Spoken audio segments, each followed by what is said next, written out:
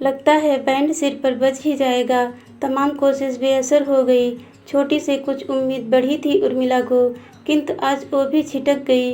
कह रही थी, दीदी तुमको काकी के यहाँ रहने की जगह तो मिल ही गई है, अब इन लोगों से क्यों उलझती हो? जेठ जी तुमको वहाँ से तो नहीं निकाल रहे हैं। सोचो अगर जेठ जी अड़ जाए तो काका काकी तुम्हें रख पाएंगे क्या? इज्जत से ससुराल के घर में ही तो पड़ी हो, संतोष करो। सपाट आवाज में कहे गए इन शब्दों में किसी प्रकार का अपमान नहीं था। तो क्या अब छोटी भी यही सोचने लगी है कि पत्नी को खाने पीने और रहने की जगह भर से संतुष्ट रहना चाहिए? मांग के सिंदूर का बस यही सुख है। क्या हो गया है छोटी को? क्या बाहर के सुख और भीतर के सुख में जो महीन अंतर है उसको समझना छोड़ दिया है उसने? उर्मिला का धैर्य टूट रहा था। पूछना चाहती थी कि देवर जी तुम्हें छोड़कर दूसरा विवाह कर लें, तब क्या तुम इतनी उदार रह पाओगी कि किसी के द्वारा दी गई चंद सुविधाओं पर संतोष कर लो? पर पूछा नहीं। कितना मुश्किल होता है किसी के दुख को अपने दुख जैसा समझना। एक छोटी ही तो थी जो उसने चोरी छिपे मिलती थी, उसके जख्म को सहलाती थी। खामोश और अंधेरी रातों में भी वह अकेली नहीं है, यह एहसास दिलाती थी। कितनी बार चुपके से काकी के घर आकर बोल जाती थी कि दीदी तुम हिम्मत रखना, जेठ जी का दूसरा ब्याह मैं नहीं होने दूंगी। लगी हूँ कोशिश में। क्या हो गया उसकी कोशिश को?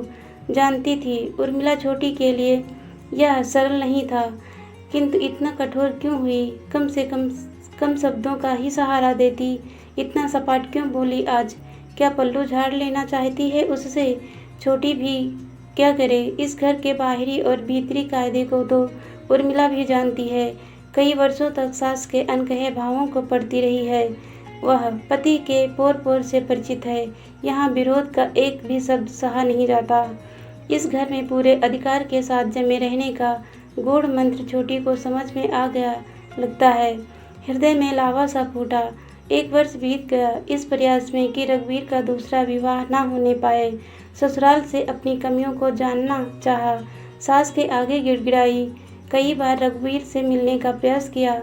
सप्तपदी के श्लोक और अग्नि के फेरे कोई खेल नहीं होते कि उन्हें एक मन से बोला जाए, दूसरे मन से भुला दिया जाए। रघुवीर को सोचना पड़ेगा, उर्मिला मजबूर करेगी उसे सोचने के लिए। पर क्या कर पाई? सारे प्रयास रेगिस्तान में मोती खोजने जैसे साबित हुए। काका ससुर के यहाँ रहने की जगह मिल गई है, वहाँ से बस इतनी ही उम्मीद है।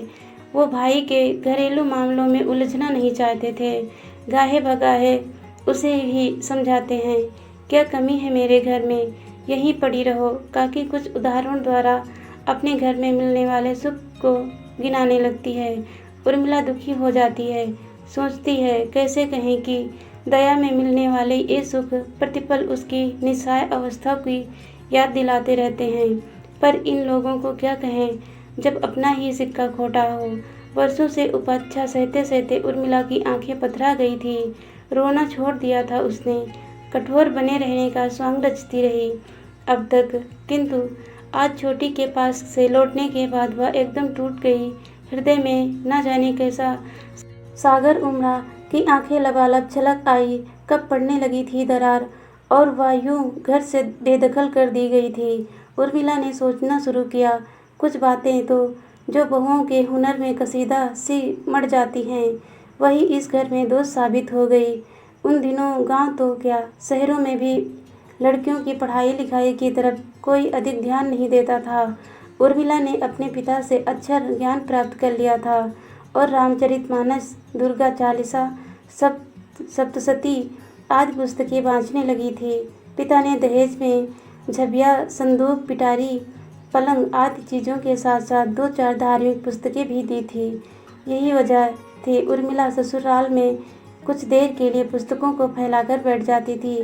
एक दिन सेठ रतन सिंह, जिसे इस बात का गर्व था कि उनकी बहू रामायण, गीता आदि पढ़ लेती है, आंगन में आकर बोले, सुना है बहू रामायण का पाठ अच्छा करती है, जरा मुझे भी सुनाती। घर में ससुर के सामने हाथ भर का घूंघट में रहने का रिवाज था। उर्मिला सामने नहीं आई, किंतु दरवाजे की ओर से मानस की कुछ चौपाइयाँ स्वसुर सुना दी। रतन सिंह गद्द हो गए। सुर उच्चारण, भक्तिभाव और तल्लीनता की मुक्त कंठ से प्रशंसा कर दिए। सास की भ्रुकुटी तन गई। ससुर के जरा सा कहने पर बहू ने किस बेशर्मी से गा गा कर रामायण सुना दी। यह बात बेटे समेत घर के अन्य सदस्यों तक पहुंच गई। शक्की मिजाज का रघुवीर, जिसे पहले भी पत्नी में कोई खास रुचि नहीं थी, तनकर खड़ा हो गया। सेठ परिवार का गांव में खूब दबदबा था। रघुवीर का मानना था कि ऐसी बहुओं को घर में दबकर रहना चाहिए, नहीं तो गांव भर में परिवार की नाक कट जाती है। उर्मिला सोचती, कुछ परिवार की नाक इतनी नाजुक क्यों होती है कि बहू के जरा सा बोलने या घूंघट हट जाने भर से कट जाती है। वह लाख कोशिश करती, किंतु जहाँ सिर झुकाकर जरूरी गैर जरूरी, उचित अनुचित को मान लेना ही कायदा था, वहाँ उर्मिला कैंची की तरह जबान चलाने वाली मन बड़ी औरत साबित हो गई थी। 7 पुश्तों को बखानती सास की गालियाँ सुन सुनकर उसका मन छलनी हो चुका था। पति का मिजाज भी गर्म ही रहता। सेठ रतन सिंह का दबदबा बाहर चाहे जितना हो, घर की 4 दीवारी के अंदर उनकी एक न चलती। इधर उर्मिला में एक अवगुण और समा गया। शादी को 5 वर्ष हो गए, किंतु वह सास को दादी नहीं बना पाई। गांव में इससे बाद आई बहुओं ने अपने अपने घरों को किलकारियों से भर दिया। अब सास की इच्छा थी कि बेटे का दूसरा विवाह कर दिया जाए, किंतु उर्मिला घर से हटने को तैयार ही नहीं थी। सेठ रतन सिंह कुछ दिनों के लिए कहीं बाहर गए थे। एक दिन सास ने उर्मिला को सुनाते हुए बेटे से कहा, रघुवीर, बहुत दिनों से बहू कहीं गई नहीं है। उसका मन भी बाहर घूमने फिरने को करता होगा। कहीं और नहीं तो जाकर गंगा स्नान ही करा लाओ। माँ के कहने और बेटे के मान लेने में जो प्यार झलक रहा था, वह उर्मिला के लिए 7वें आश्चर्य से कम नहीं था। उसे थोड़ी शंका हुई। रघुवीर से पूछना चाहती थी कि मुझमें आज ऐसी कौन सी अच्छाई उपज आई जो आप लोग इतना प्यार उड़ेल रहे हैं, पर हाथ में आई खुशी के पल की शुरुआत नोक झोंक से क्यों हो, यह सोच चुप रह गई। सुबह तड़के घर से निकलने के बाद भी संगम तट पर पहुँचते पहुँचते खासी दोपहर हो गई थी। सूर्य की किरणों से गंगा का जल चमक रहा था। ध्यान से देखने पर जल में हल्की हल्की लहर सी उठती दिख रही थी। ऐसी ही एक खुशी की लहर उर्मिला के हृदय में भी उठ रही थी।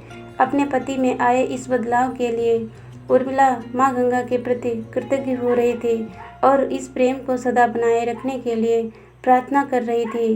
प्रार्थना रघुवीर भी कर रहे थे, पर उनकी प्रार्थना संबंधों के बने रहने की थी या कुछ और, यह तो वही जाने। उर्मिला को कुछ अक्षर ज्ञान जरूर था, किंतु वह गांव की ही है। कुछ सपने, कुछ प्यार, कुछ विश्वास और ढेरों भोलापन लिए वह पति के साथ निकल पड़ी थी। गंगा मैया के दर्शन से वह धन्य हो गई थी। रघुवीर उसे घुमाते फिराते उसके विश्वास को जीतते आराम से आगे बढ़ रहे थे। शाम धुंधला रही थी, किंतु उन्हें कोई जल्दी नहीं थी, और वह जब पति साथ में है तो उर्मिला को भी शाम होने या रात के आने की चिंता नहीं थी। दर्शन आदि के बाद जब रघुवीर उर्मिला को लेकर बांध पर आकर खड़े हुए, तब शाम गहरा कर रात में तब्दील हो रही थी। बांध पर बने एकाध छोटे मोटे मंदिरों के सामने कुछ पुरुष मंडली बैठी थी, जिनमें अधिकांश तो पंडे थे, कुछ के मल्लाह भी थे। थोड़ी दूर पर गांजा पीते हुए साधुओं का झुंड भी था। साधुओं के पास ही कुछ लड़के ताश खेल रहे थे। पूजा सामग्री आदि बेचने की जो 2-4 दुकानें आसपास थी, वे भी समेटी जा रही थी। रघुवीर सिंह ने उर्मिला से कहा, आज हम लोग यहीं रुकेंगे, कल इलाहाबाद शहर घूमकर फिर चलेंगे। लेकिन रुकेंगे कहाँ? उर्मिला ने शंका व्यक्त की। तुम चिंता मत करो, मैं कुछ व्यवस्था करता हूँ। चारों तरफ नज़र दौड़ाकर रघुवीर सिंह ने कहा, यहाँ इस मंदिर के पीछे बांध से थोड़ा नीचे शायद एक धर्मशाला है, तुम यहीं रुको, मैं पता करके आता हूँ। 8-10 कदम आगे बढ़कर रघुवीर सिंह अचानक फिर लौट पड़े। धीरे से पत्नी के कान में कुछ बोले। उर्मिला ने गले की चेन, कान के बुंदे आदि जो कुछ भी आभूषण पहने थे, उन्हें उतारकर पति के हवाले कर दिया। रघुवीर सिंह धर्मशाला का पता लगाने बांध के नीचे उतरे। उर्मिला वहीं खड़ी पति का इंतजार करने लगी। समय बीतने लगा। आसपास के पुरुषों की नज़रें उर्मिला पर ठहरने लगीं। उर्मिला कुछ भयभीत हुई। अब तक शहर की तमाम बत्तियां टिमटिमा गई थीं। जलती बत्तियों से पता चल रहा था कि वहां से कुछ दूरी पर बांध के दाहिने तरफ कोई मोहल्ला है। सामने 1-1.5 किलोमीटर का सुनसान मैदान है। मैदान के उस पार से शहर शुरू होता है। उर्मिला ने बांध से पीछे मुड़कर देखा। पीछे दूर तक घनघोर अंधेरा। इसी अंधेरे के बीच कहीं माँ गंगा की धारा होगी, किंतु उस समय कुछ भी अंदाज लगाना मुश्किल हो रहा था। बांध पर बत्तियां नहीं थी, चिमनी लैंप लालटेन का सहारा था। उर्मिला के मन में भयानक आशंका घर बना रही थी, किंतु उस स्थिति में भी तमाम तरह के तर्क मन में उठ रहे थे, जो रघुवीर सिंह को किसी मुसीबत में फंसा हुआ सोचने पर मजबूर कर रहे थे। धोखा होने की प्रबल संभावना के बाद भी उर्मिला का नारी मन रघुवीर सिंह का इंतजार करने पर ही अड़ा रहा। घंटों इंतजार के बाद भी रघुवीर सिंह नहीं लौटे। जिस यात्रा की शुरुआत ने उसने खाली आंचल में खुशियां भर दी थी, उसका अंत इतना दयनीय और त्रासद होगा, इसका उसे अंदाजा भी नहीं था। उर्मिला जहाँ खड़ी थी उसके ठीक सामने एक छोटा सा मंदिर था। वहाँ एक वृद्ध पुजारी बैठे थे। न जाने कैसे उर्मिला को आस की एक किरण दिखी। वह साहस करके मंदिर में गई और बाबा को प्रणाम करके उनके पास ही बैठ गई। बाबा ने आशीर्वाद की मुद्रा में हाथ उठाया तो उर्मिला रो पड़ी तथा सारी स्थिति बयान कर दी। गांव की किसी बेसहुर लड़की उर्मिला के बारे में रघुवीर सिंह का यही ख्याल था को घर से 70 किलोमीटर दूर रात के अंधेरे में छोड़ आने के बाद रघुवीर सिंह निश्चित थे उर्मिला के लौट आने की कोई संभावना नहीं थी। मर खप जाएगी कहीं या पंडों के साथ बैठकर घाट पर चंदन घिसेगी, क्योंकि रघुवीर सिंह ने पैसे आदि तो दूर शरीर पर के गहने तक उतरवा लिए थे और अपनी इस कामयाबी पर खुश थे। गांव भर में खबर फैला दिए कि बड़ी भीड़ थी संगम पर। नदी में उतरी तो साथ पर न जाने डुबकी लेते ही नदी में समा गई या भीड़ भाड़ का फायदा उठाकर कहीं चली गई। बदचलन का क्या भरोसा। मैं अपने स्नान ध्यान में लगा था। थोड़ी देर बाद जब मेरा ध्यान गया तो उसका कहीं पता नहीं। बहुत खोजा, फिर मन मार कर लौट आया, किंतु रघुवीर सिंह की खुशी को गहरा धक्का तब लगा जब दूसरे दिन शाम तक किसी अनहोनी की तरह उर्मिला दरवाजे पर प्रकट हो गई। रघुवीर सिंह भौचक्के रह गए, किंतु सांस अकड़ कर खड़ी हो गई। रात कहीं और बिताकर आने के बाद अब उस दुष्चरित्र का घर में प्रवेश निषिद्ध था। उर्मिला की अर्धवयस्क चेतना चीत कर उठी, नसें विरोध में तन गई। मन में आया कि चिल्ला कर कहे कि अगर दंड देना है तो अपने बेटे को दो, जो मुझे असहाय छोड़कर भाग आया था। पूछे कि उस समय आप लोगों का स्वाभिमान कहाँ चला गया था। वह तो भला हो पुजारी बाबा का, जो आज मैं सकुशल आपके दरवाजे पर खड़ी हूँ, किंतु वह चुप रह गई। जानती थी यहाँ सब उसे घर से निकालने पर ही तुले हैं, जो वह नहीं होने देगी। पहले थोड़ा रोष, थोड़ा अधिकार दिखाने के बाद, अंत में तमाम तरह की विनती के बाद भी उर्मिला के लिए घर का दरवाज़ा नहीं खुला। उर्मिला उस समय की ग्रामीण महिलाओं की तरह ही डर, भय, लज्जा, संकोच से लबालब भरी होकर भी अपनी आंतरिक चुभन और कसक के कारण उन सबसे थोड़ी अलग साबित होती थी। डर, भय, लाज को त्याग अन्याय के विरोध में खड़ी होने का साहस था उसमें। पूरी रात उसने भौंकते कुत्तों के बीच बाहर बैठकर बिता दी, किंतु अड़ोस पड़ोस से आश्रय मांगने नहीं गई। दूसरे दिन सुबह रघुवीर सिंह की काकी अपनी जेठानी को भला बुरा सुनाती हुई उर्मिला को अपने घर ले जाने आई। उर्मिला ने प्रतिकार किया, अगर घर में प्रवेश दिलाना ही तो है तो इस घर में दिलाओ जहाँ मैं ब्याह कर आई हूँ, कहीं और नहीं जाऊँगी।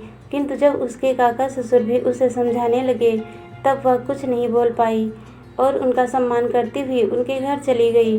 उर्मिला रघुवीर सिंह के दूसरे विवाह को रोक नहीं पाई।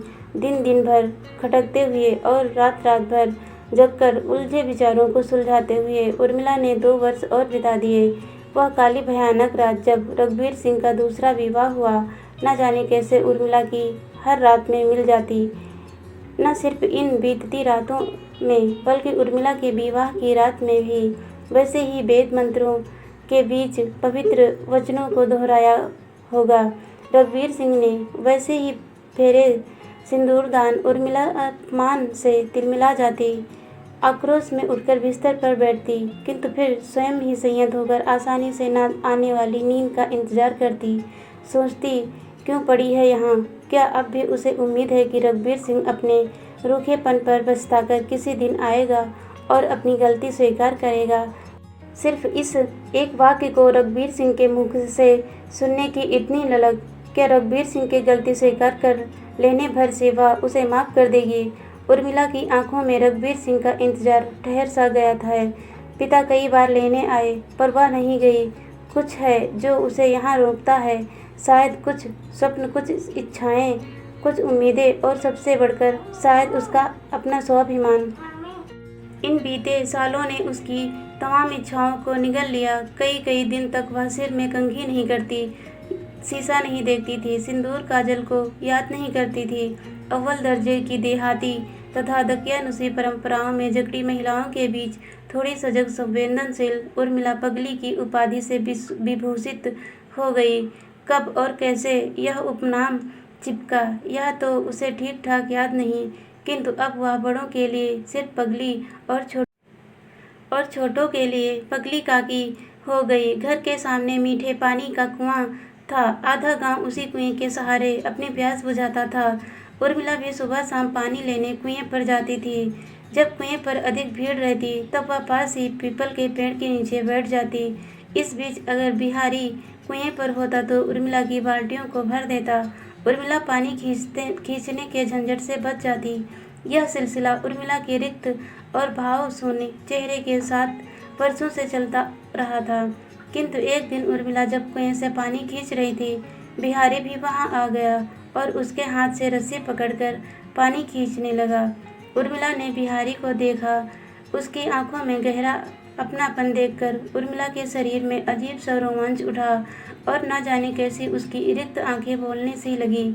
उसे आश्चर्य हुआ कि इतने दिनों से पत्थर बना उसका दिल आज मोम की तरह पिघल क्यों रहा है। वर्षों से सदा एक ही रफ्तार में चलने वाली सांस इतनी गहरी होकर हृदय में मीठी टीस क्यों छोड़ रही है। बाल्टी भर गई थी। उर्मिला ने एक बार भी फिर बिहारी को देखा, बाल्टी उठाई और चुपचाप घर आ गई। अब उसका पोर पोर एक अजीब तरह के मिठास में डूबा रहता था। वर्षों से कोने में बंद पड़ी उपेक्षित श्रृंगार पिटारी खुल गई तथा के तेल कंघी बिंदी काजल आद निकलने लगे।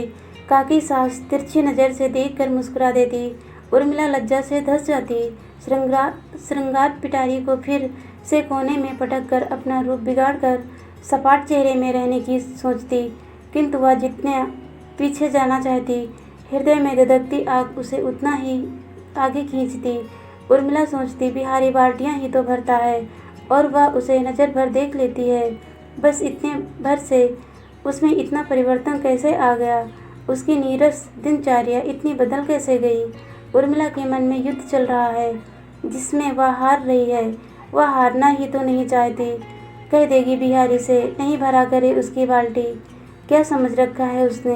पति द्वारा छोड़ी गई औरत इतनी भी कमज़ोर नहीं होती कि हर कोई हमदर्दी दिखाकर भूनना चाहे। उलझ गई है उर्मिला।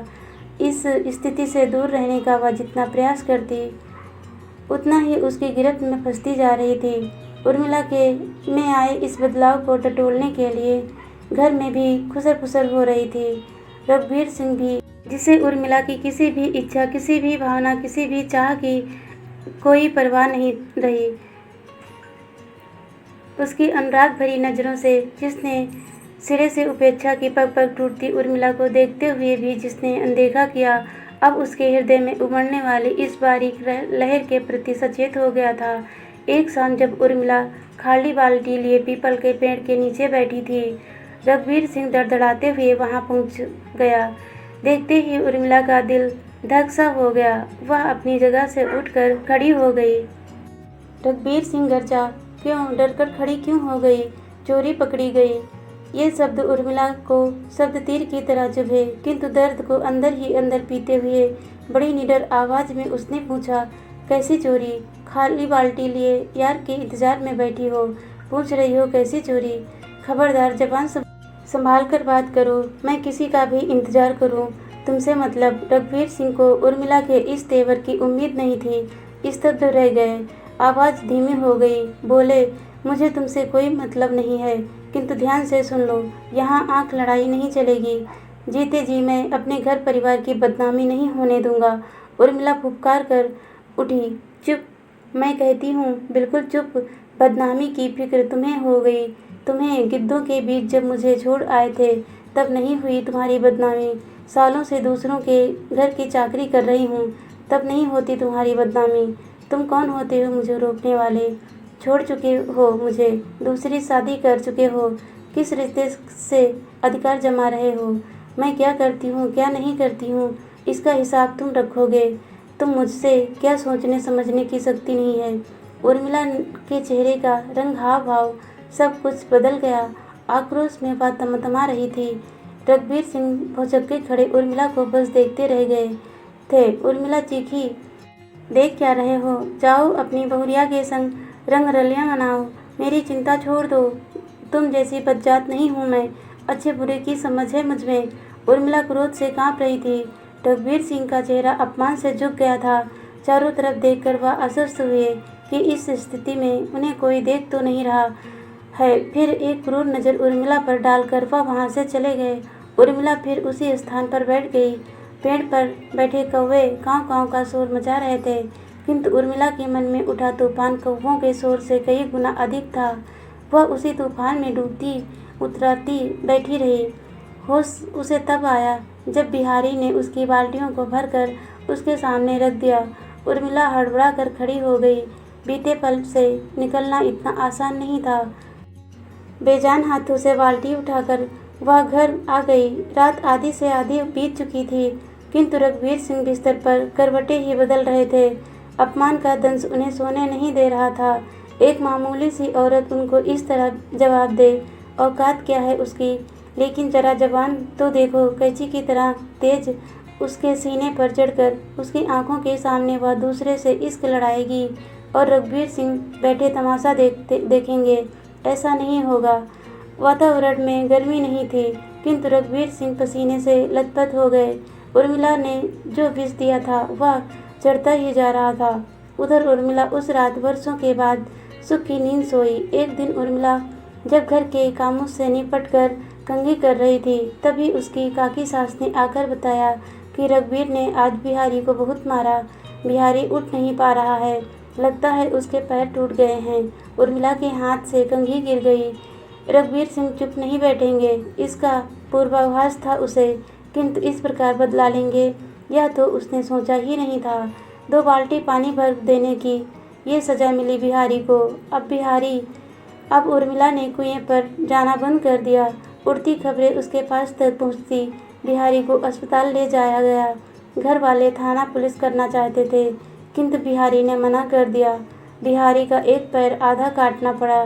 बिहारी रघुवीर सिंह के घर चोरी के इरादे से घुसा था, इसलिए रघुवीर सिंह ने उसे मारा। आदि उर्मिला को फिर एक लंबे मौन और उदासी ने घेर लिया। अब उसका मन यहाँ नहीं लग रहा था। उसने गांव छोड़ देने का निश्चय किया। एक दिन जेठ की तपती दोपहरी में जब घर के सब लोग झपकियाँ ले रहे थे, उर्मिला किसी काम के बहाने बाहर निकली। कुएं के पास आकर क्षण भर को टिटकी। पीपल के पेड़ और कुएं को उसने नज़र भर देखा। बिहारी की याद आई, देखने की इच्छा भी हुई, किंतु मन महसूस कर वह आगे बढ़ गई। शाम तक पूरे गांव में उर्मिला के घर से गायब होने की खबर फैल गई। आसपास खोजा गया, कुआं तालाब में भी झांका गया, पर उर्मिला नहीं मिली। रघुवीर सिंह खुश थे। अन्य किसी को भी अधिक खोजबीन करने की जरूरत महसूस नहीं हुई। 2-4 महीने बाद कहीं से खबर आई कि उर्मिला अपनी बड़ी बहन के घर चली गई है। फिर कुछ सालों बाद खबर आई कि उर्मिला ने कुएं में छलांग लगा दी। सती थी उर्मिला। सती कहते हैं। जीजा की नीयत ठीक नहीं थी। जान दे दी उर्मिला ने, किंतु इज्जत पर आँच नहीं आने दी। कुल बहू थी, कुल की परंपरा को निभाया। पति ने छोड़ दिया, किंतु वह पतिव्रता ही बनी रही। अमर हो गई, देवी हो गई। जितने लोग उतनी बातें। पतिव्रता देवी आदि शब्द सुनकर रघुवीर सिंह को खानदान का नाम अमर कर देने की युक्ति सूझी। प्रचार हुआ कि उर्मिला रघुवीर सिंह समेत परिवार के अन्य सदस्यों के सपनों में आती है। परिवार की तमाम मुसीबतें दूर हो रही हैं। रघुवीर की माँ को स्वप्न आया कि उर्मिला पीपल के पेड़ के नीचे वास करना चाहती है। रघुवीर सिंह जुट गए इच्छा पूर्ति करने में। पेड़ के नीचे चबूतरा बनाना शुरू हुआ। चबूतरे पर बड़े अक्षरों में लिखवाया गया, सेठ रतन सिंह के बेटे रघुवीर सिंह की पत्नी देवी उर्मिला उर्फ पगली काकी का चौरा। रघुवीर सिंह ने जमाना देखा था, जानते थे लोग भूलते जल्दी हैं, उनकी करतूतें भी भुला दी जाएंगी। धीरे धीरे चबूतरे की पूजा शुरू हो जाएगी और उसी के साथ खानदान का नाम कई पुश्तों तक अमर रहेगा। रघुवीर सिंह ने दूर की कौड़ी खेली थी। दुखों से भरे इस संसार में पेड़ पाथर चौरा पूजकर अपने मन को हल्का करने वालों की कमी नहीं है। धीरे धीरे उर्मिला उर्फ पगली काकी की कृपा से मनौतियाँ पूरी होने की बात दूर दूर के गाँवों में फैल गई। शाम होते होते चबूतरा टिमटिमाते दियों से सज जाता। जिसकी मन्नत जितनी गहरी होती, उसके दिए में उतना ही अधिक तेल भरा होता। एक सप्ताह में एक दिन वहाँ मेला भी लगने लगा। चबूतरे का साफ सफाई, नियमित पुजारी भी की व्यवस्था आदि सब रघुवीर सिंह बड़े मन से करते थे। बिहारी बैसाखी के सहारे पूरे गांव में घूमता था, किंतु पीपल के पेड़ के नीचे वह कभी नहीं आया। बिहारी क्या फर्क पड़ता है, रघुवीर सिंह तो अमर हो रहे थे। चबूतरा बनवाकर, मेला लगवाकर पत्नी के प्रति जो समर्पण भाव दिखाया था, गांव में उसकी भूरी भूरी प्रशंसा हो रही थी। अपने जीवन काल में कुछ भी ना कर पाने वाली उर्मिला उर्फ पगली काकी की शक्ति दिन प्रतिदिन बढ़ती रही। अब तो रघुवीर सिंह को भी दुनिया छोड़े 60-70 साल हो गए, किंतु चबूतरा आज भी जगमगा रहा है और उनके खानदान का दबदबा भी कायम है। दोस्तों, कहानी अच्छी लगी तो लाइक, शेयर और सब्सक्राइब जरूर कीजिएगा। धन्यवाद दोस्तों।